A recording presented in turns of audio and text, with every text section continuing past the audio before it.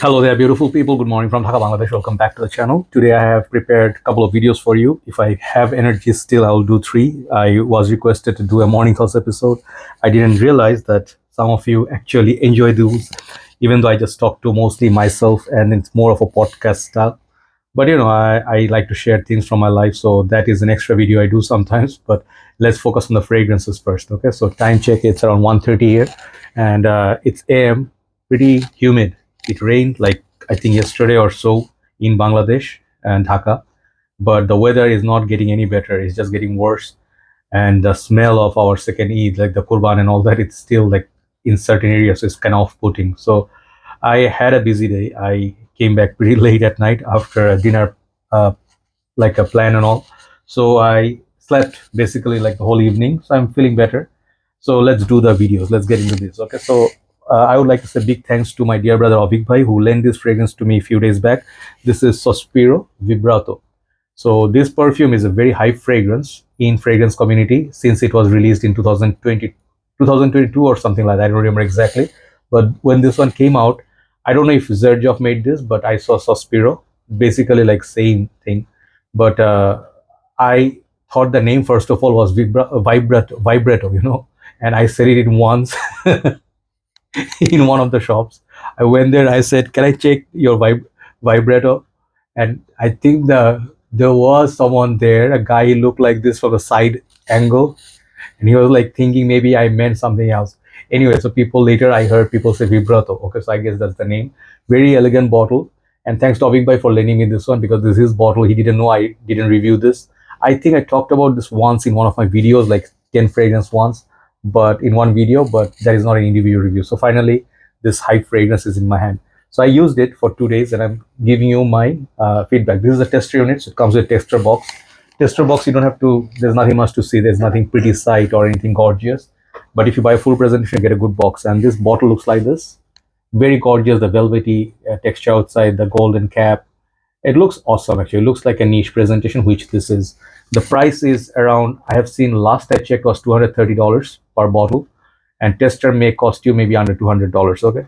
So it's not cheap. Sospiro, Xerjoff, they are not cheap. So the fragrance has to be very impressive for you to pay that sort of money.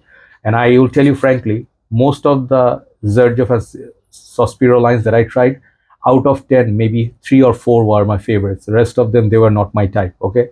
Many of them were very different, unique creations. So that's the price, the 100 ml. If you put a LED light, you can see how much juice you're left with. And this fragrance, I sprayed already. On my hand is pretty much there. Let's just go once here. And I feel guilty spraying so like more than once, because these are expensive. Anyway, it's okay. So let the sell down. So this fragrance basically is known in the community for being a grapefruit blast or a bomb. And this, sometimes people compare this with Bulgari's Tiger, which is similar to like that is not similar to anything. That was the one that everybody liked and copied, like Turati Blue and many of the other ones that you saw the dupes I reviewed. So they're all good. But my Bulgari's Tiger was magical. My bottle was not fully full. I didn't realize it, but I enjoyed it anyway. So that had enormous power. It was like a ice super sort of mixed with that grapefruit, lemon, and kind of like a floral, powdery, dry down. So that was great fragrance. But this fragrance is a little bit different. The florals in this is a little bit more amped up. So performance on this is crazy. When I smelled it on my friend, my brother Auveek bhai, he was wearing this like when I went to meet him. And he was projecting specially, like we sat in a restaurant where it was AC, air conditioned. But when we went out, like, like left the restaurant outside, we came out to go to car park. So that was warm because of the humidity. And that time it started projecting, my God, like crazy. This thing loves heat.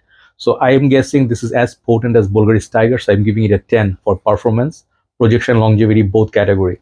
This fragrance, man, it's even in winter, if you use it, I think this is going to perform well. So second of all, the scent profile. So what I smell from this, the opening is my most favorite. It's so juicy. It is full of the grapefruit, authentic grapefruit. And Xerjoff Sospiro, even if you don't like the fragrances, some of the fresh ones, like Xerjoff Neo, okay, or Kobe, I don't remember all those names, but the ones they did fantastic. Like if you talk about like Renaissance, okay? So those fragrances that mint, beautiful, just the the quality you can tell from their fragrances. Okay, so when you pay a lot of money, you like that. I love this a lot. This reminds me of my beloved Tiger so much, and this is no less. Okay, Tiger I like a little bit more because of the grapefruit is a little bit more juicy. This one is going after 15 minutes or so. It starts going for my nose. It starts going a little bit of like lemon. Okay, it's like a mix of lemon, grapefruit. It smells like a sorbet in the opening. Then it starts going to they say floral notes and powdery notes, and at the base there is something I don't remember, but maybe woody. So this is kind of like the floral heart. It This is the thing that maybe it will distinguish it from Tiger. Tiger is more of a manly masculine perfume. This I feel also masculine, but ladies can also get away wearing this, but to each his own, or he to her own. So this, the floral and powdery notes, is the dry down where it can get a little bit challenging for me. Some people may not like this as much, and after that dry down, first stage and second stage, the third stage kind of is like flat. It doesn't do much for me.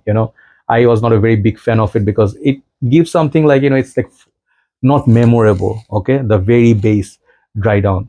So for me, is the magic is like 2 to 3 hours in the opening. That phase is, this is the magic.